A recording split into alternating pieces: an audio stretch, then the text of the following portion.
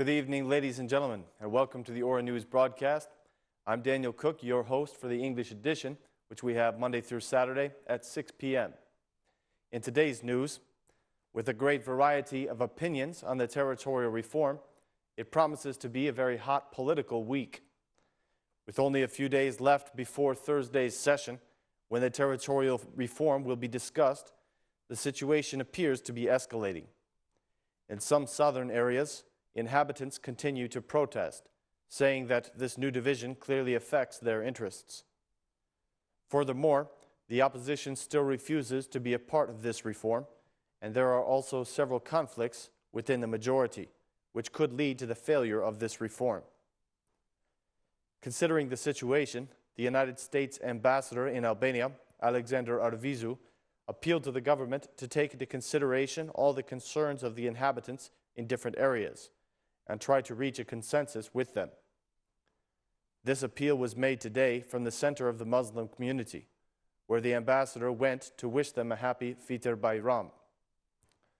Ambassador Arvizu was questioned by the Ora News reporters regarding the territorial reform because of the conflicts within the majority itself. He answered, "I think that this will be a very interesting week.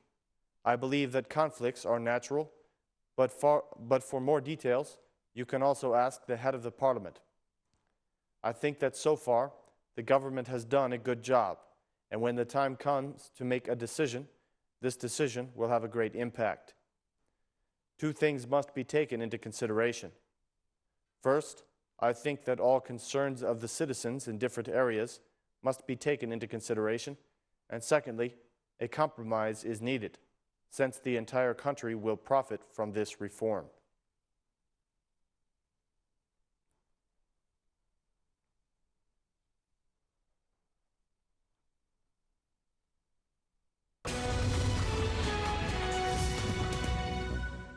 The inhabitants of Orikum have blocked the national road of the town today in a protest that lasted for about 20 minutes. According to them, the government must consider Orikum and Himara as separate municipalities. They warned that if their request is not fulfilled, that they will escalate their protests. On their part, the local leaders of Orikum, Trajasi, Ducati, and other villages requested that the government solve the problem of their properties and then deal with the new administrative reform. The inhabitants of Orikum expressed the conviction that it has a tradition of its own, and for that reason, it cannot merge with other municipalities. The inhabitants say that neither they nor their historians were asked about this reform. According to them, these actions of the government are political maneuvers, since the best and most valuable coastline areas are located in Orikum. They promised that they will escalate their protests if the parliament approves this new territorial reform. The head of the municipality council, Agim Begotaray, stated that the members of this council have already signed a petition saying that they will boycott not only the meetings of this institution, but also the next local elections if this law is approved on Thursday.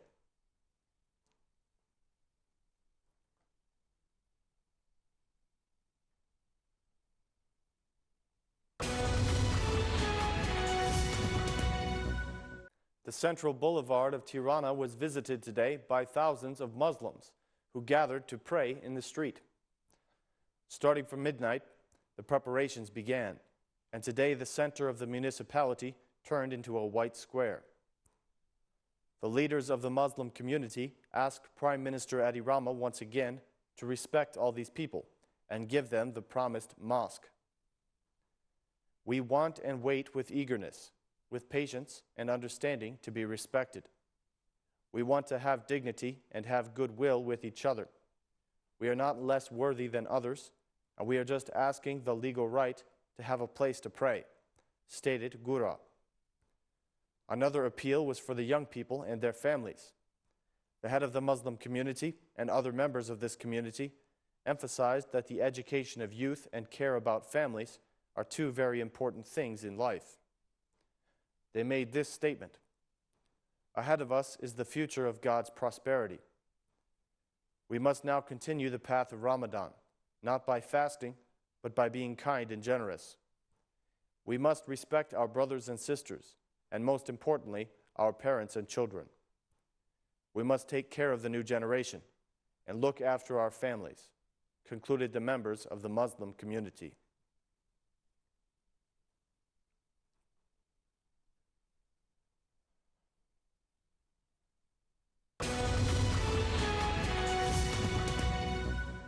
In a very strange event this morning, a hacker group took control of the official websites of 15 ministries in Albania. This morning, there was no official information on these websites, but just a 13-point petition from this group of hackers. After wishing the Muslim community a happy Fitr Bayram, the hackers published the reason for this act. According to them, the current government is trying to take over all the powers.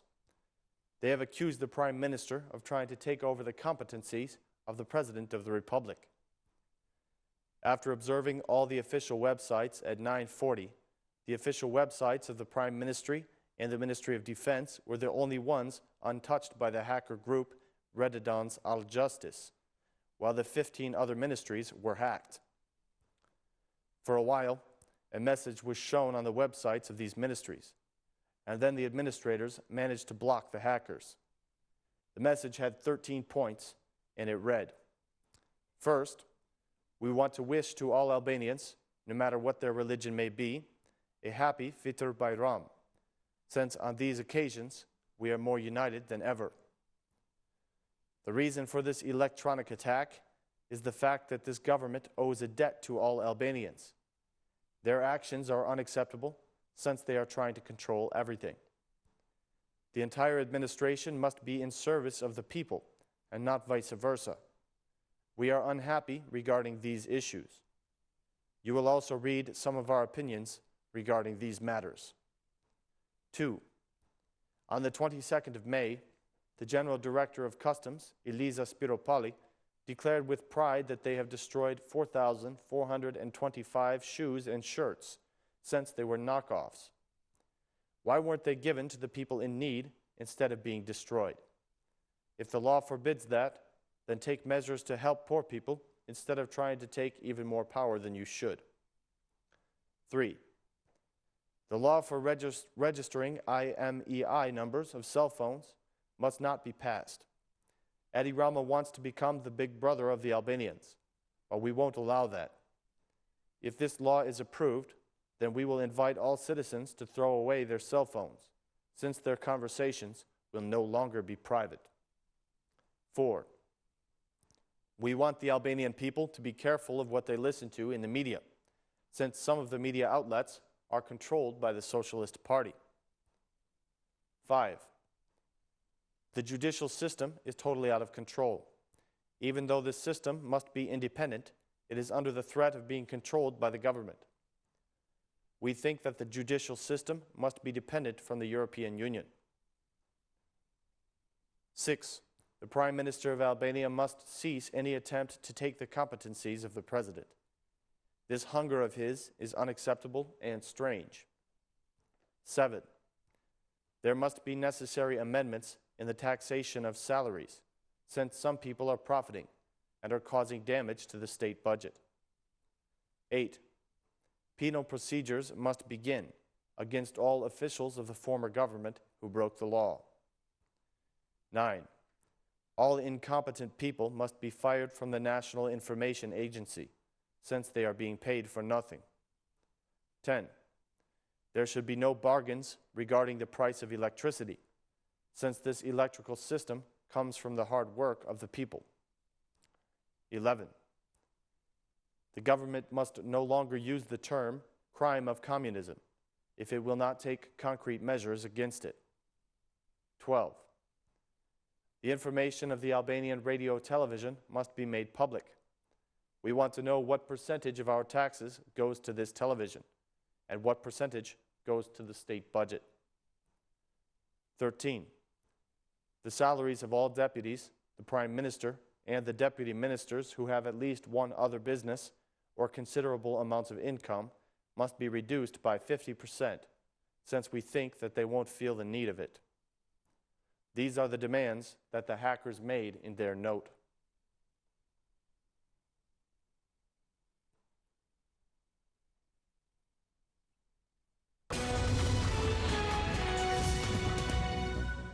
The Albanian ombudsman is contesting an order that was released by the state police, which he feels is unconstitutional. The ombudsman, Igli Totazani, is now in another legal battle with the Interior Minister, Saimir Tahiri, and the General Director of the State Police, Artan Didi.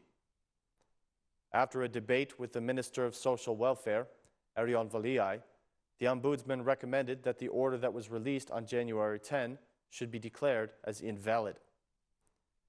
This order states that no driver can go abroad if he has fines to pay.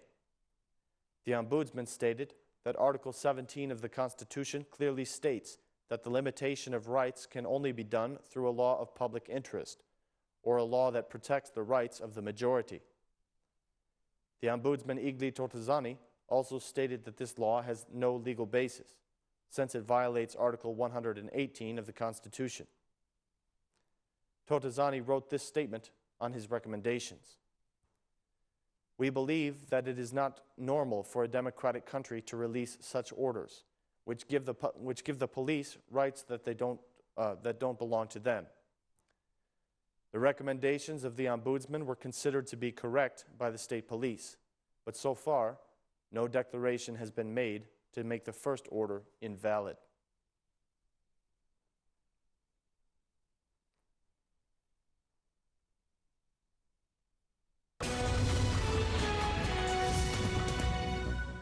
The investigations are continuing into the huge theft from the Central Bank of Albania, which took place last week.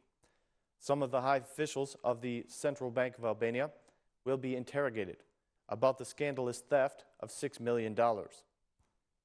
According to the investigators, these leaders of the bank have violated the law through their actions. A detailed investigation will also be undertaken in order to find out why this money, which was supposed to be destroyed, entered the market once again and was not noticed by the second-level bank. The scandal of the Central Bank of Albania is expected to take interesting turns, considering the intense investigations of the prosecution of Tirana. The huge amount that was stolen from Department X caused the investigative group to think that other people may be involved in this crime. On Thursday, Ardian Bitrai and Mimoza Bruzia were arrested by the police, suspected of stealing 600 million lek during the last 4 years from the Central Bank of Albania. According to the police, this amount may be even larger, and the police are still verifying the facts. Thanks to the investigations of the Central Bank, it was made known that a considerable amount of money was missing. Sources from the investigative group stated that the prosecution and the experts of the bank managed to unveil this scheme. The discovery is also thanks to the testimony of Ardian Bitrai. He testified that after taking the money, they replaced it with paper so that they would not get noticed. There are other suspects, and the police believe that the stolen amount might be larger, but the prosecution is working to discover whether there are other people involved in this scandal.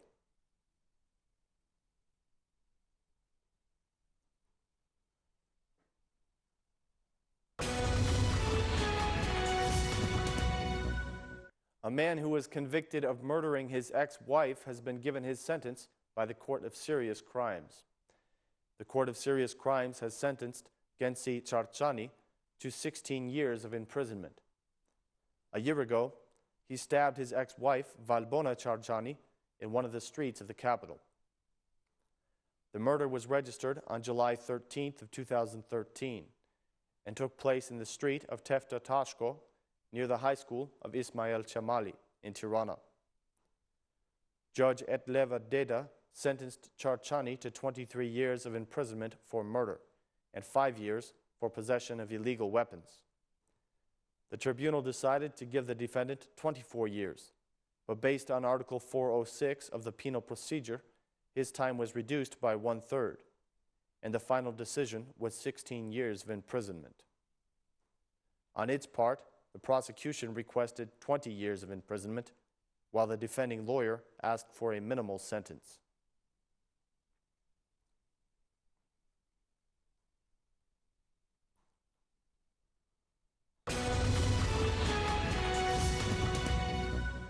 The defense minister of Serbia released some comments today about the stance of Serbia on the Russia issue.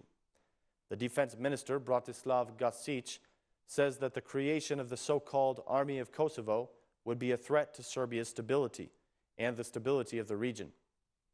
According to him, Kosovo and Metohija remain the country's biggest security threat.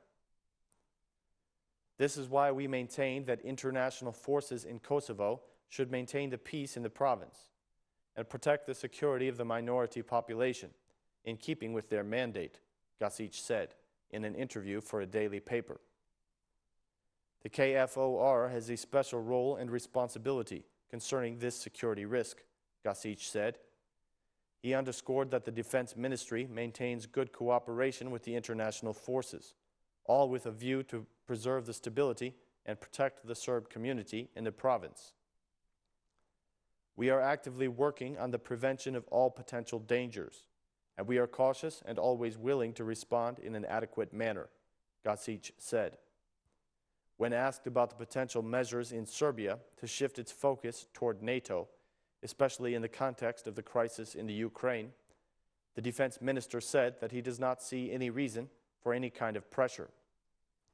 He said, in keeping with the foreign policy goals defined by the government, the cooperation with NATO within the Partnership for Peace program provides ample room, and Serbia is intensively utilizing the opportunities with a view to strengthen its defense capacities and contribute to peace in the world, Gašić said. He stated that the participation of Serbia's representatives in the competition of tank drivers at the Russian tank biathlon and the potential modernization of the army with the help of Russian equipment will not impact the country's relations with NATO. Gašić added that military cooperation between the regional countries is good, and we recently intensified it. Last week, the Serbian Minister of Defense said that Serbia will continue to promote defense cooperation with the U.S. Army, including joint military exercises and training of the troops. We will continue to strengthen and promote the cooperation with the U.S., with a focus on activities that are under the jurisdiction of the Serbian General Staff.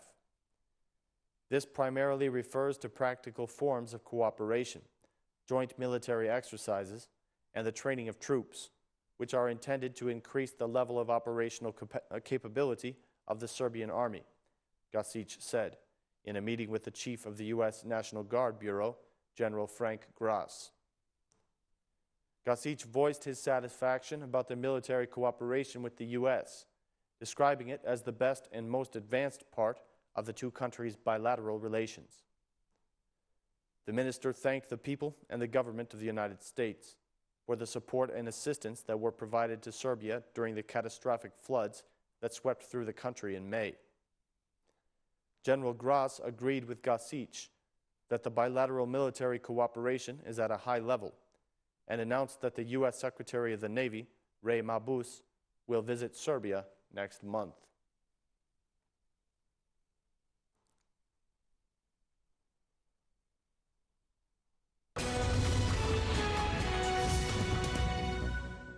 The Italian foreign minister is wrapping up her tour of the Western Balkans today with a visit to Belgrade. She started with a meeting with the Serbian First Deputy Prime Minister and Minister of Foreign Affairs, Ivica Dačić.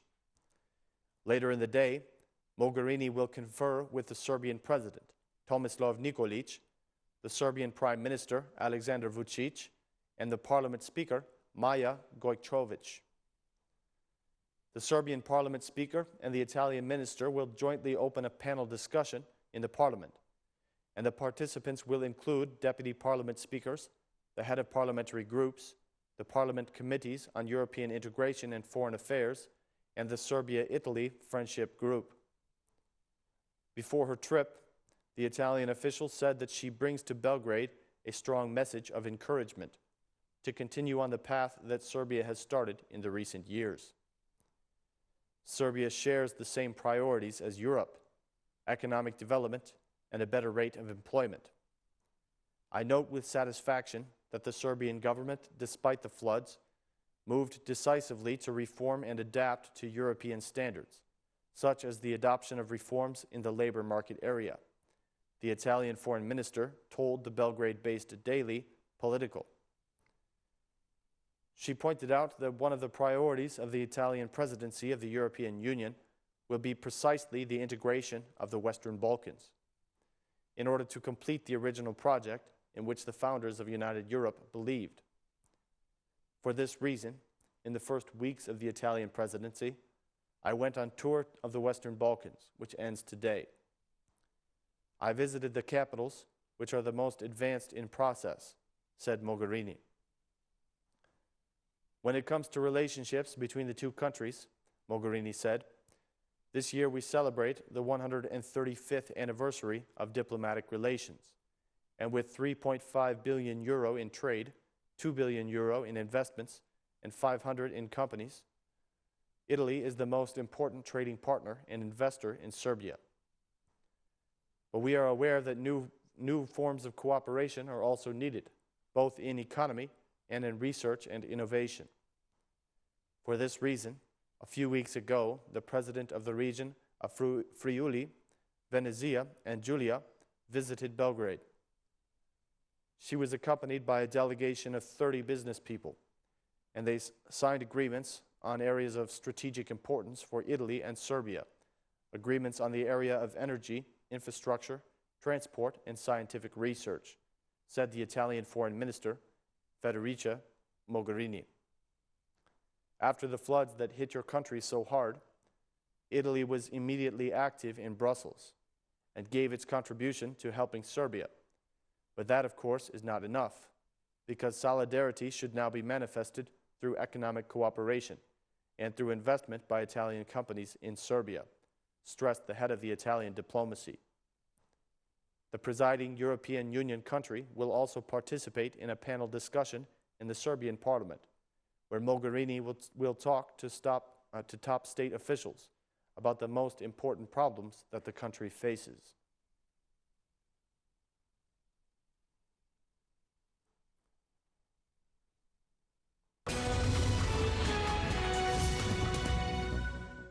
The British ambassador to Serbia says that the West is not going to give any ultimatums on the issue of Russia.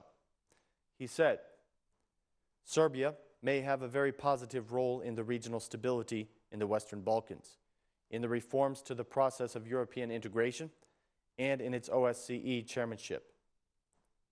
The West is setting no ultimatums regarding the country's position on Russia, the British ambassador to Serbia, Denis Keefe, has said. In an interview that was published in today's issue of Politica, Keefe declined to comment on the diplomatic scandal that followed a statement by the U.S. Ambassador Michael Kirby.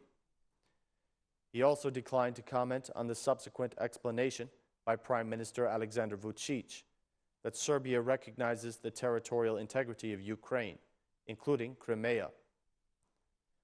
When asked whether the situation is in fact a way of stepping up the diplomatic pressure and trying to get Serbia to alter its position on Russia, the British ambassador said that aligning Serbia's foreign policy with that of the EU is an important topic and an ongoing process that will be discussed further.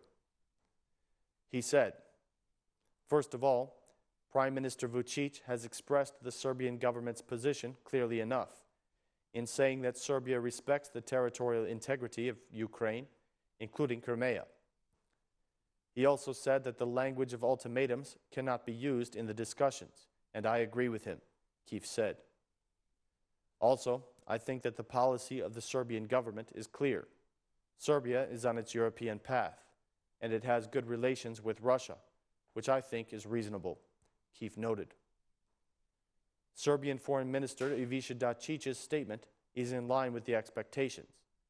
He said that the recent events surrounding the crash of a passenger plane in the Ukraine are totally unacceptable, the British ambassador said. Commenting on Serbia's upcoming OSCE chairmanship in 2015, he said that it is yet another example of how Serbia can play a positive role in the broader region. Keefe expressed hope that Serbia's OSCE chairmanship will be successful, but he noted that it will not be an easy task. Last week, Serbia's first deputy prime minister and foreign minister, Ivica Dačić, said that Serbia had been under no new pressure to impose sanctions on the Russian Federation, following the recent shooting down of a Malaysian airliner in the Ukraine. Serbia is defending the territorial integrity of Ukraine, but it cannot defend it more than it protects its own territorial integrity, Dačić said.